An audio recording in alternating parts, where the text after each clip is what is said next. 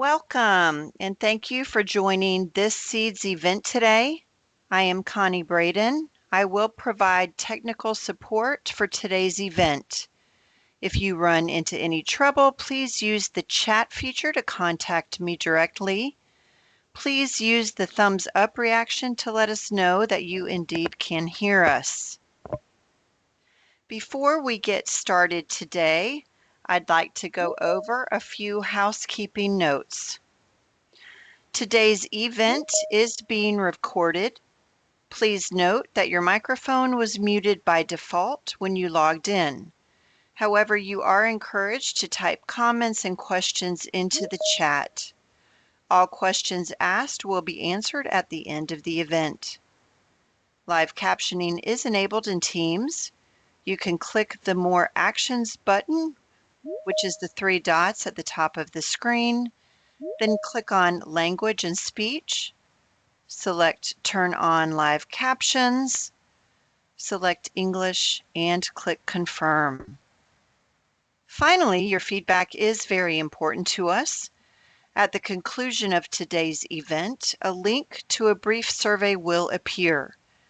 We would really love to hear what you think so we can continue to improve and update this series.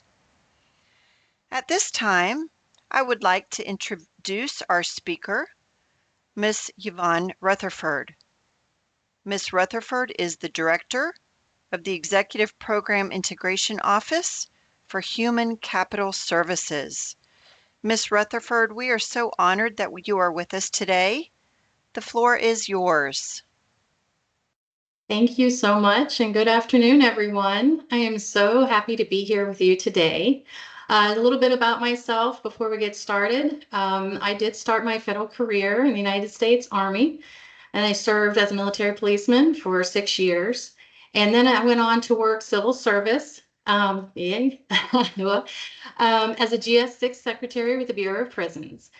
Over my career of 22 years, I have worked with multiple federal agencies in a variety of positions that specialize in project and program management, process improvement, strategic planning, and risk mitigation.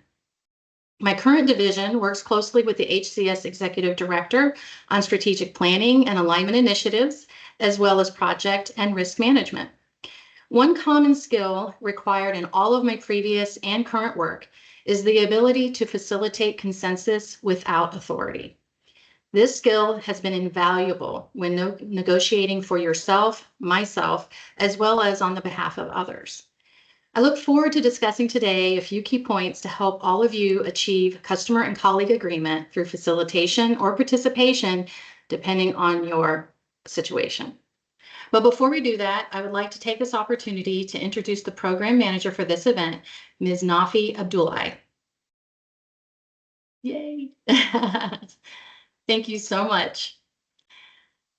So for today, our course objectives, after our time together, we hope that you can better reframe negotiation as an opportunity to build consensus rather than conflict.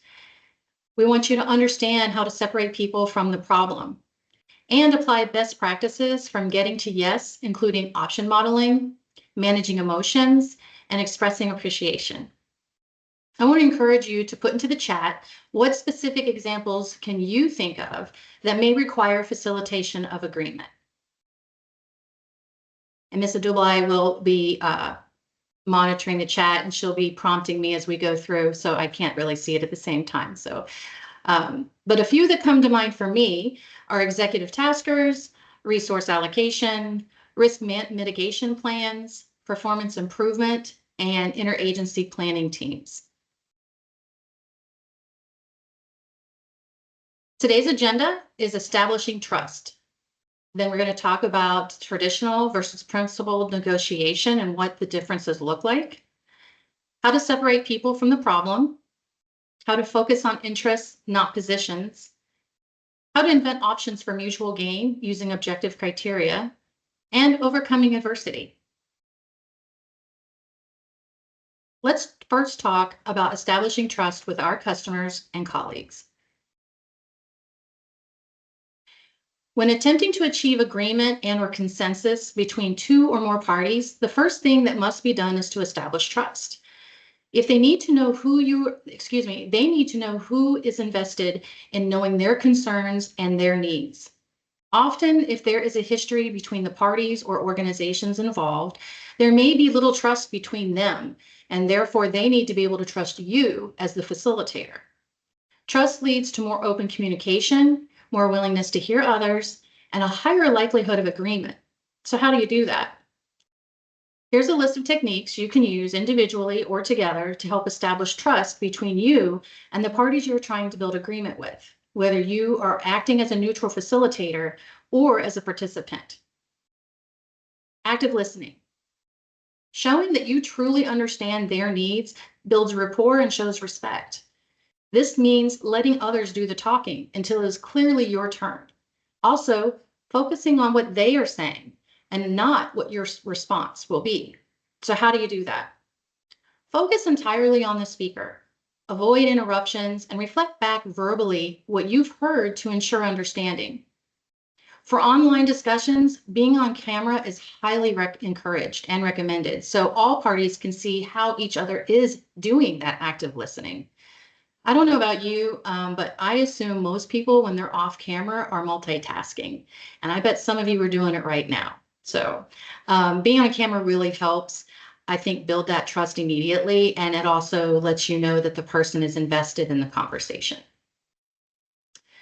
Transparency and honesty. People tend to trust those who are open, even if the information shared is not ideal.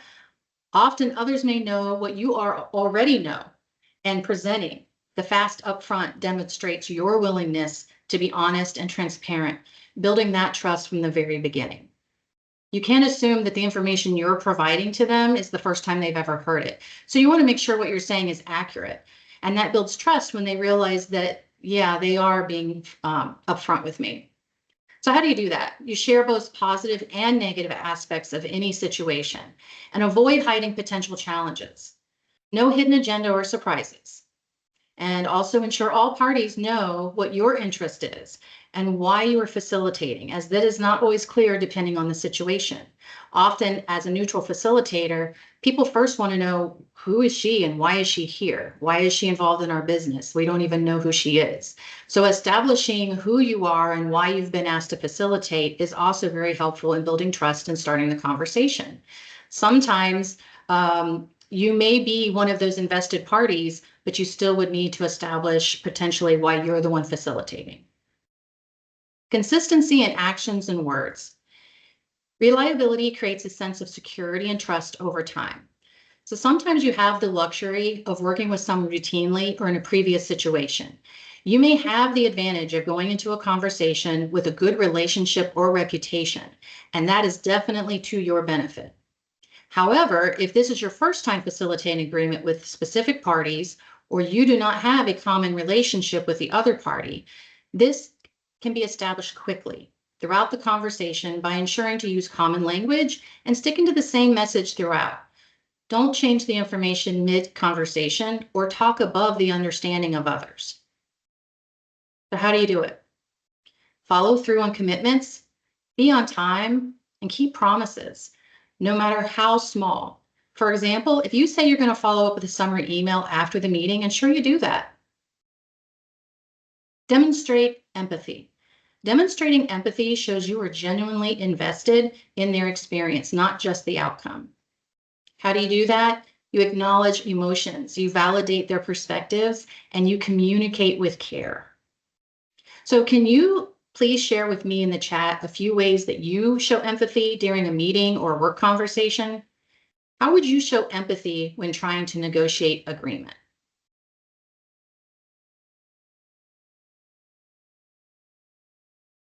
Okay, everyone, you got to help me in the chat here. She is right. It's time to be engaged.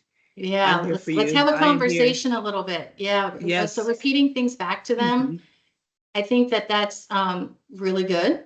Obviously, they want to know that you heard them. Sharing similar experiences. Yeah, you'll see some of the tips that we have later is definitely finding those common experiences. Tell them that I understand their perspective and I hear what you're saying. Using reaffirming words and phrases, that's great.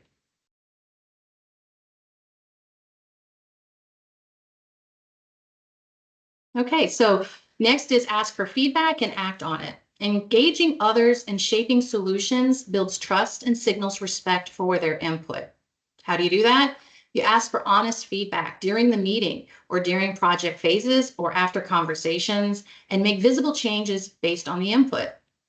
Often during a meeting, sharing and describing documents helps the parties see you at capturing their words and intent, and it allows them to correct on the spot. So if you are working on a project team, if you are working with an IPT, it always helps to have those documents that you're capturing each other's perspectives, or you're capturing your goals, what their interests are. And that way, when they see that you're typing and catching it, they can correct you on the spot if you got the intent wrong, and it trusts that you are capturing and that you are being transparent with your notes and things like that. So that's just one little tip there. Clear, consistent communication. Clear communication minimizes misunderstandings and builds confidence in the process or information. How do you do that? Use simple language, avoid jargon, clarify expectations, and be proactive with the updates. Often facilitation of agreement is not a one-time meeting, but a string of communication before, during, and after to truly resolve any concerns or challenges for a productive outcome. Stay in contact and ensure everyone is receiving the same information. Put the work in to ensure all parties are kept in the loop. This is one of the biggest issues and challenges I see in project management, program management, and reconciling different interests, is that somewhere along the email threads, people get left off. And if you are facilitating the agreement, or if you have a vested interest, making sure those parties stay on the email threads, making sure that you sometimes you have to go back and forth and do those one-offs with each party and have a more intimate conversation. But you always have to bring it back around where the information is shared across all parties for transparency. Showcase competence with humility. Demonstrating expertise reassures others of your capability, while humility avoids arrogance. Be prepared, but also meet others where they are.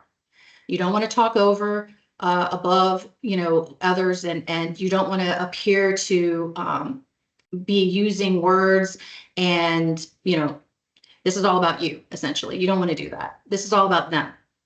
You want to share relevant experience or past successes humbly, showing a readiness to learn and adapt. So this kind of ties back into, building the why are you here? Why are you competent to lead us? Why are you competent to facilitate us? And what are you bringing to the table? Are you the subject matter expert that's demonstrating your organization's interests instead of just someone that they threw in as a body?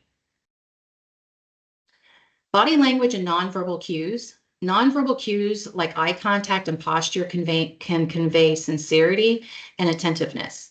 Be on camera. Everyone, there's a lot of people who don't like being on camera.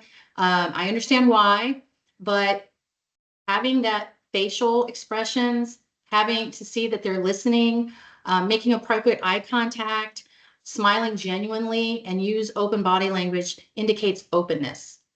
If you're trying to gain agreement and build trust, you have to see each other. Don't work harder, work smarter. So I think you have to overcome a lot when you stay off camera, and there's a lot of trust involved as far as that the person's even paying attention. So alleviate those barriers just from the very beginning. Ask for others to be on camera and to show you're interested in the conversation. Visual cues can often be a catalyst to agreement. If I'm intently listening and nodding and sound excited about the conversation, you might think I'm actually wanting to come to an agreement versus that, right? So, and again, how can you demonstrate that you're actively listening if you're multitasking? Build on common goals and values. Finding common ground fosters unity and partnerships. A few of you mentioned that in the chat. Emphasize shared goals, align your interests with theirs, and illustrate how you are both on the same side. Often, if a neutral facilitator, you may need to help point out what the common ground between the opposing sides is, as they may be focused on their own goals and they cannot see the commonalities. So often you have different parties that are saying, well, I can't do this because, especially on IPTs, well, we can commit to this, but we can't do this because I'm short staffed. We don't have the bandwidth, a lot of the common reasons. And then somebody else is saying something and they're going on, but then they may kind of mention the fact that they are in a big hiring phase. So you, as the facilitator, can point out, well, wait a minute, you both are struggling with these issues, these particular issues. Is there a way that we can leverage each other to help each other through those common ground issues? So help me out here. Can you put in the chat some ways that you've been able to demonstrate common goals and values while facilitating agreement?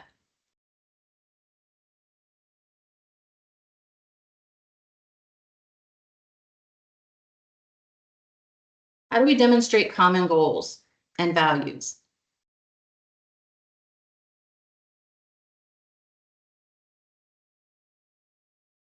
Got a very silent group today.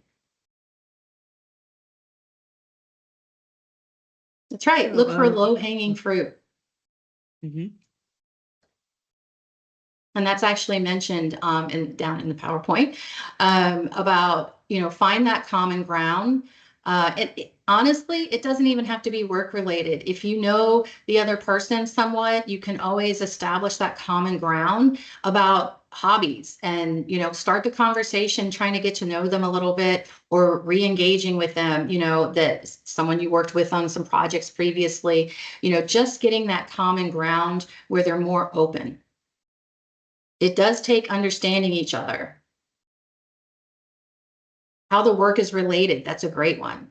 Establish that rapport, sharing mission of agency and your why. That's exactly right. Really good ones. Thank you for that. One of my examples is when another division, they asked for project management support from my division. They were short-staffed and looking for project management support, but also automated platform development support. I have somebody on my team that is very skilled in some of the automated platforms that we use in the VA.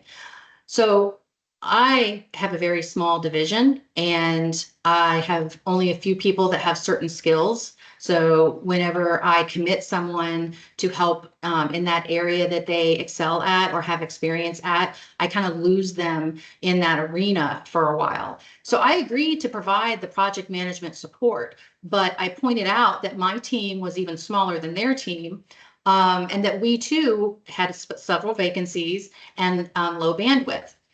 And so I basically compromised. I said, we'll definitely provide the project management support for you, but due to our limitations, which are very similar to yours, is there any way that you can ask someone else for the platform support? And they thought that that was fair because I think they understood, well, they're in the same boat we are. And so they were able to use us for part of the request and then find expertise in another division throughout HCS. So we considered it a win-win. Don't be afraid to be the first one to start the small talk. Yeah, that can be hard, especially if you're introverted, but practice makes perfect, right? All right, so now we are going to, now that we've built a few techniques about building trust with the people we want to make an agreement with, how do we negotiate that agreement? Today, we are focusing on two specific types of negotiation, traditional and principled. While traditional negotiation has a few advantages, such as being direct, it can lead to quick resolution, and it can be useful when relationships are not a concern. Traditional negotiation often can be short-sighted, though, and produce lesser quality outcomes for participants. The goal is to win, not necessarily mutual gain. There are two types of traditional negotiation. Soft normally takes place to avoid conflict altogether. One or more of the parties will do anything to avoid conflict. Sometimes one of those parties does not want to come across as pushing back, so they are easily manipulated into agreement. Putting too much trust in a known relationship can leave at least one party feeling unsatisfied with the outcome. They may have agreed to it, but that didn't mean that they felt good about it or the relationship even survived it. They would rather preserve the relationship than push their own interests. But this could harm the relationship from their own perspective, as I mentioned. Traditional hard negotiation is based on conflict, victory over another, and applies pressure. This approach usually causes one or more parties to dig into their own position, making the possibility of agreement even more remote. Could we bring up the hard negotiation? Thank you. This approach comes across as unprofessional and leaves others feeling battered without buy-in. Have you ever dealt with someone that was just talking and pushing their point over and over, that you just gave into the conversation? This would be an example of hard traditional negotiation. They're just driving it home. Sometimes it can feel like you're a little bit bullied. And maybe you agree to it just to get out of the conversation, but you left feeling pretty beat up. Principled negotiation, on the other hand, is based on mutual respect and collaboration, problem solving, and focuses on the problem and solution versus the people or positions. Sometimes having a neutral facilitator can help provide a more principled negotiation, which is why mediators are often used in disputes. You don't have to be a professional mediator to be a facilitator. There are times that I've been asked by leadership. There's two different divisions that I'm not an interested party, but they've tried to work together. They have siloed, they have a history, whatever the reasons are, they're just not getting the job done. And so I've been asked to, as a project manager, facilitate through using project management. But essentially it's bringing people together.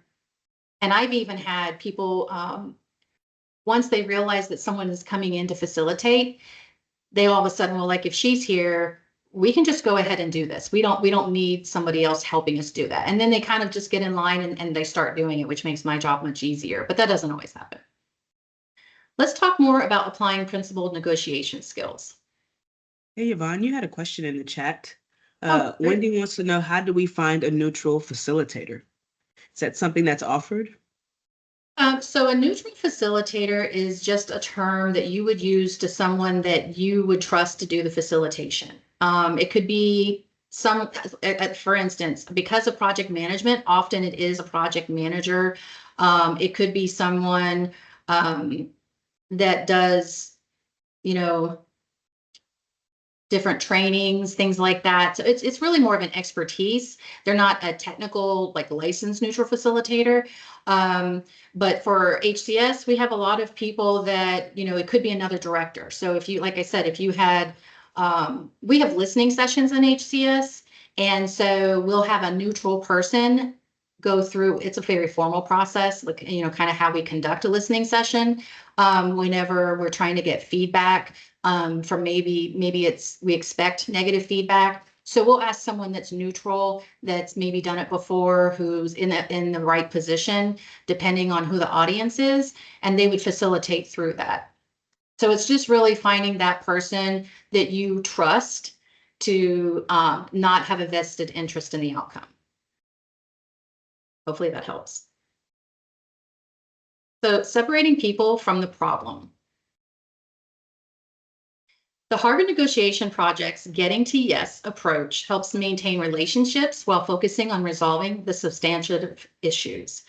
The first step in this approach is to separate people from the problem. Focus on the problem, not the emotions, practice empathy, and actively listen to their interests and concerns. Strive to imagine the situation from your counterpart's viewpoint. If someone is refusing to back down from a hardline position, ask how they think things are going. Exploring each side's perceptions openly and avoiding the tendency to blame are key negotiation skills. So let's just watch a very short video. Picture this. You're in a high-stakes negotiation and emotions are running high. It's easy to get caught in a crossfire of personal disagreements, right? But wait, there's a different path. In their book, Getting to Yes, Negotiating Agreement Without Giving In, Fisher, Urey and Patton propose a golden rule. Separate people from problem. This principle urges us to focus on the issue at hand, not the people involved. A simple yet profound idea. It's about detaching personal emotions and disagreements, keeping the spotlight on the problem to be solved. Remember, the goal is a win-win situation, not a battlefield. So, next time you're in a negotiation, remember this rule. It might just tip the scales in your favor, so keep it professional, keep it focused. That's the key to success in any negotiation.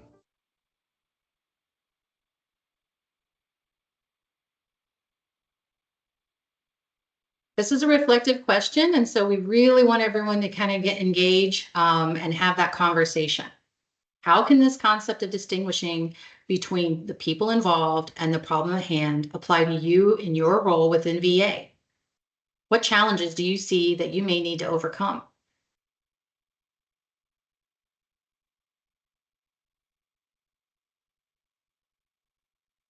And often we come into a negotiation with preconceived feelings or ideas about others, or the current emotions that are demonstrated by others that we're talking to makes us want to react. Focusing on the problem at hand and not allowing your own feelings or reactions to control the experience can help the conversation move forward. You do have to put them aside. Personal biases, absolutely. How many times have you gone in and the way the person is presenting themselves is almost offensive to you, or it's off-putting is probably a better word. Does anyone have examples? That's right. People, a lot of people's emotions are about the situation, but they present themselves where it almost seems like it's personal. So it is a good practice to not make it personal, even if it comes across that way. Absolutely.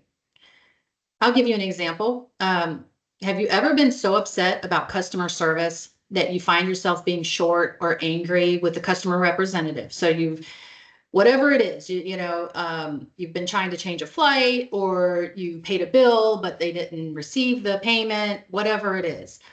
You've gone around and around with tech. You can't get a customer representative on the line because of the automation loop. You finally get one.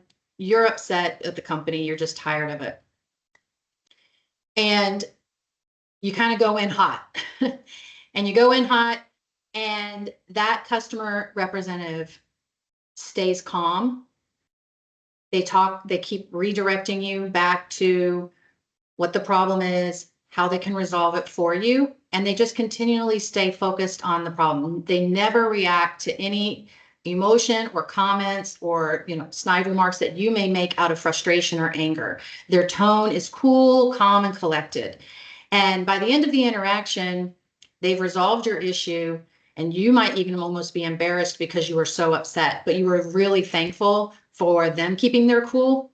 I don't know if you've ever dealt with that. I have done that, where I've been so upset, and by the end, I've actually said, thank you so much for maintaining your professionalism, because I was so upset. I just, it wouldn't have been good if you had reacted to what I was presenting. Exactly. I typically end up apologizing for my behavior. Exactly. And I do that. I'll just be like, look, I was really frustrated, but you being the professional, it just really turned it around and made me realize I didn't need to do that.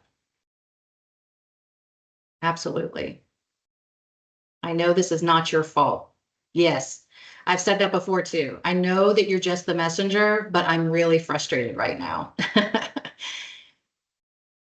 Okay, focus on interests and not positions. You can keep the chat coming. We would love to, I think everybody would benefit from everybody's comments. But we'll keep going for time management sakes. Positions often reflect demands, while interests reveal underlying needs and concerns. Ask open-ended questions to uncover the why behind each person's position. For example, instead of going over an outcome, explore why that specific outcome matters. Finding out why people have outcomes, like they want an outcome. Start asking them why they want that specific outcome. And a lot of times that why will help come to a more reasonable outcome. We tend to begin our negotiation by stating our positions, which can set ourselves and others up for impasse. Firm positions leave no room for negotiation. By identifying what interests are motivating the other party and sharing your own interests, you can open up opportunities to explore trade-offs across issues and increase your odds of getting to yes. Let's watch another video. Focusing on interests instead of positions. This happened to me recently. I was called in a client dispute with his landlord. There was no transaction. He just wanted me to kind of be the peacemaker. Landlord was hostile because there was a lot of history, and the landlord had a reason to be hostile. My tenant was defensive. He had reason to be defensive, but we had to find a way to amend the lease to accommodate both people. So the landlord was asking something basically punitive of my client because he was mad. My client didn't want to do it because he wasn't going to do it and didn't have to. So we sit down and this guy starts banging on this punitive thing he wants my client to do. And I let him go for a minute. I just let him go. Get it out. And then I said, that's not in your interest. He's not going to do it. And you don't really need it. So he had taken a position, but the position was not the same thing that's what's in his interest. And so we talked over and over about looking toward the interest. Look to where the lines intersect. Look past all the emotion. Look past all the drama. I mean, let it out. Let it happen, because that's a part of the process. Again, because you're dealing with other fellow humans. That's part of the deal. But try to focus on the interest and get past all the other stuff.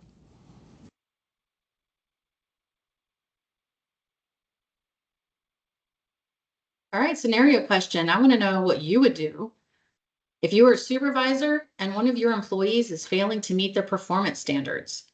You're all supervisors here. This has got to not be a unique situation. You meet with the employee to discuss their performance, and they take a defensive position, perceiving that you are attacking them. How would focusing on interests rather than positions help you respond to the employee? And what phrases could you use to begin the discussion?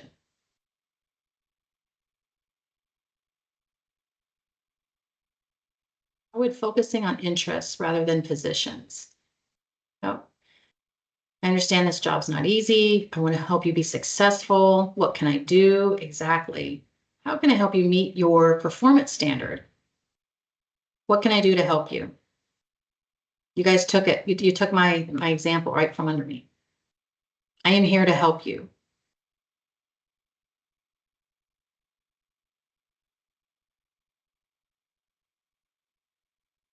So a few examples I have while you can continue to share your thoughts. Reiterate the goals you would like them to achieve and ask how you can better assist them in achieving those goals. A lot of you basically alluded to that. I would try to take ownership and focus on the fact that we are both trying to achieve the same goal. Yep. And I would apologize that they haven't been approachable enough for them to come to me for help.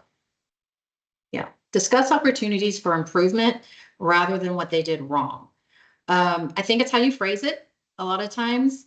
Yes, we want you to be successful. How can you make your efforts more impactful? I like that one. How can you make your efforts more impactful, right? Because honestly, most employees feel like they're trying. They feel like they're putting effort. So to acknowledge that they're making effort, but how can we make them more impactful? I think I'm going to use that one.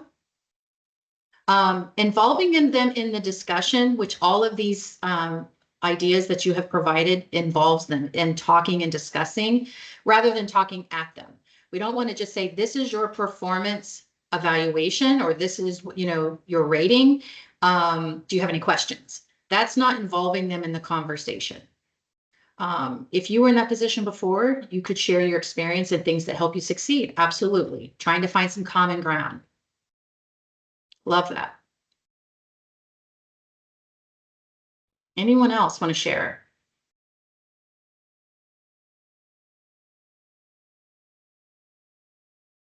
Okay, next slide. Invent options for mutual gain using objective criteria. So now that you've separated the people from the problem and have focused on interests, not positions, how should solutions be approached? Shutting down presented options can shut people down during the negotiation process, which killing the potential for mutual agreement. So I'm going to say that again. Shutting down presented options can shut people down during the negotiation process, killing the potential for mutual agreement. To identify solutions that benefit all parties, separate inventing from deciding. Encourage brainstorming without judging ideas. Use a no bad ideas rule to create a free-flowing conversation. And look for easy wins that all parties can live with before tackling more controversial or difficult to implement ideas. This helps build consensus and agreement in the same team mentality. So someone mentioned that in the comments a little while ago, a few slides ago, those low-hanging fruit. So as you're looking at options, if there's a few no-brainers, there's a few things that are kind of obvious and they're easy to implement, talk about those first, and then let the more suspected, more difficult to implement, or the ones are so far apart, leave those for last and talk about the common interest and things that you think would be easy wins for everyone first. Expand the pie. Look for creative ways to increase the resources available so all parties can achieve more. And for example, if two people want different pieces of a limited resource, find ways to add complementary benefits. Find ways to leverage. If we can do this over here, and you can help us do this, then we'll help you do this over here. Or if you let us go first on this, contract or whatever it is, see how their urgency can be leveraged against your urgency, for example. Generate multiple options.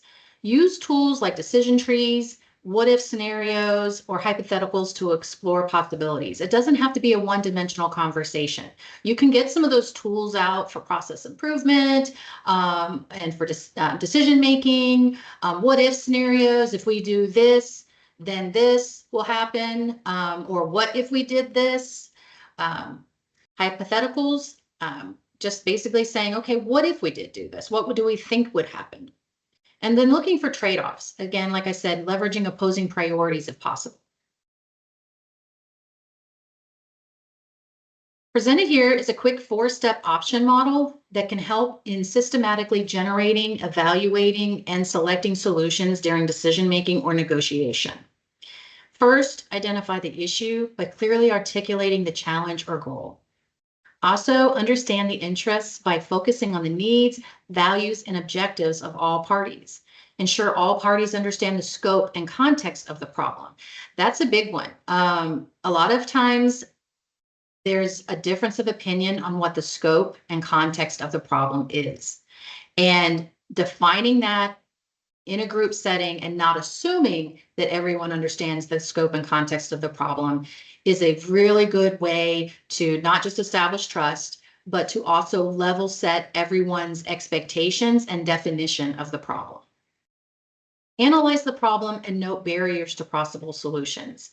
Brainstorm without judgment, combine elements for mutual gain, and generate multiple options. Analyze options and evaluate for feasibility, fairness, and impact to prioritize the best options. So now that you have a whole bunch of options, use your feasibility, fairness, and impact on determining which would be the best options, and eliminate options that do not meet critical criteria. Specify steps needed to turn an option into action. A few more tips to productive negotiation and coming to agreement includes overcoming adversity. Be sure that you and your counterparts have ample opportunities to express and discuss any strong emotions related to your negotiation. Allowing one another to speak their mind will benefit both sides. Be sure only one party speaks at a time and that all parties have time to share their feelings and comments. As a facilitator, your role is to focus on the problem, interests, and solutions versus the emotion. Do not respond to the emotion, but you do need to receive it. So again, each person, each party needs to be able to say, this is where we're at. This is how we feel about it. And sometimes it's not in the most professional way, but as long as it's not disrespectful or, humiliating or something like that, let them have their moment and then move on. And even if you're a participant in the facilitation of agreement and not just a neutral facilitator, you could still lead the way by being that person. And then when, let them go first, let them express their emotion. And then when it's your turn, remind them that they had their time and that you would just appreciate to have your time. After you've expressed the emotion, you still need to go turn it back to what is the problem, what are our common interests, and what are solutions we can both live with. Don't get wrapped up in, well, you showed me your emotion, you told me where you stood, now I have to react to that and tell you you're wrong. You don't want to get into that cycle. Stay positive by expressing appreciation for others' feelings, interests, needs, and contributions, and showing appreciation demonstrates value for others. Thank you so much for sharing your perspective with me. I didn't know that. I didn't know that those are the challenges that you were facing.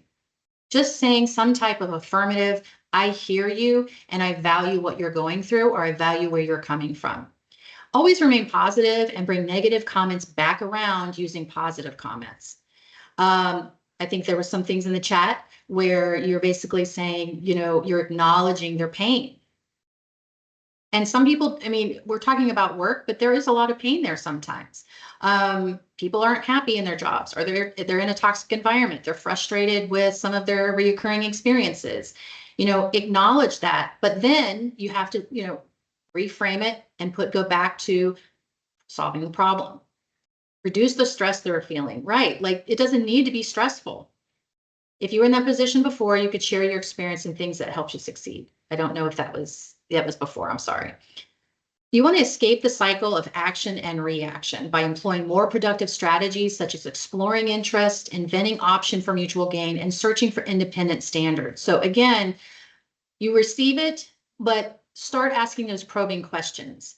Well, I don't know that we can exactly do what you're asking, but can we explore that? I think one of the common trendy ways is, can we pull that thread? Those are really great ways to say, let's dive a little bit deeper past the initial conversation. When parties focus on the negative, the facilitator should stay on the positive, as mentioned before, and reiterate that everyone is there to find mutual benefit to the problem. I think sometimes reintroducing that concept, we both want a win here. We both want to leave here with something that we all can live with. A common mediator trick is to acknowledge statements and emotion, but to not allow the parties to dwell, and to provide ample opportunity for everyone to speak. Then moving on to focus back on the actual problem and common interests. So let's watch our final video about managing emotions.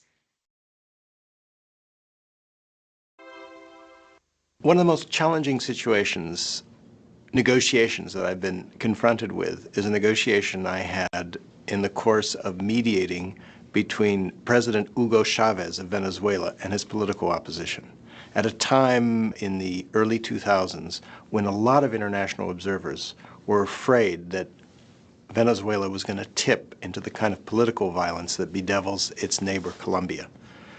And so the tensions were high. There were mass demonstrations. There was some violence. There'd been a coup d'etat reversed. It was a very tough situation. And at one point, I went in and I had an appointment with the president at his palace. And it was at 9 o'clock. So I'm waiting there, and 10 o'clock, 11 o'clock. Finally, at midnight, I'm ushered into the president's office thinking I'm going to go in for a one-on-one, and I'm there with his entire cabinet behind him. And I'd been speaking to some of his ministers earlier, and so I said to him, I congratulated him. I said, Mr. President, it seems like things are improving a little bit between you and the political opposition. It seems like we're making some progress. And he took that as a cue to say, what do you mean we're making progress? Those SOP, he really got into a fury, and you neutrals are being fooled blind. You're not seeing what they're doing. He kind of leaned into my face, and for an hour, threw a temper tantrum, was in a rage. And I was sitting there wondering what I'm supposed to do, because he's attacked. I'm feeling personally attacked. That's the situation. So what I did was, what I do in those situations, sometimes I like to pinch my palm just to stay cool, stay steady, remember why you're here. Because I realized that if I just got defensive and started, replying in kind, wasn't going to serve my purpose, wasn't going to advance the process. It didn't serve me in any way to get into a shouting match with the president. So I waited, and I didn't react. And after an hour, suddenly he kind of calms down, and he turns to me and in a very kind of resigned and somewhat exasperated voice says, "So, Yuri, what should I do?" And then that was my moment. I was ready. I come with a proposal to say, hey, this is Christmas. Let's have a cooling off truce. Everyone take some time out. Let the people relax and have a nice holiday, and get cool minds, and then we can focus in on the problem. And at the end, he was inviting me to go on a tour of Venezuela with him, very amicable, very amicable. And what I learned from that is that one of the greatest powers that you have in negotiation is the power of not reacting. Human beings are reaction machines. As Ambrose Bierce once put it, when angry, you will make the best speech you will ever regret. And we often do that, whether that's in the boardroom or the office cooler. We lose it. We lose it. And in negotiation in particular, where we're trying to advance our interests, the single biggest barrier isn't the other side. It turns out to be us. It's our own natural human reactions, which is why it's so important not to react, but instead, I like to use the metaphor of going to the balcony. In other words, take a step back from the situation. Imagine you're negotiating on a stage. Part of your mind goes up to a mental balcony, some place overlooking the stage where you can get some perspective. You can see what's really going on. You can keep your eyes on the prize. What are my real objectives in this negotiation? Whether I'm negotiating with a tough client, or a tough boss, or a tough colleague, what are my real objectives here and how can I best advance them? Keep your eyes on the prize so that you don't get mad, you don't get even, you get what you want.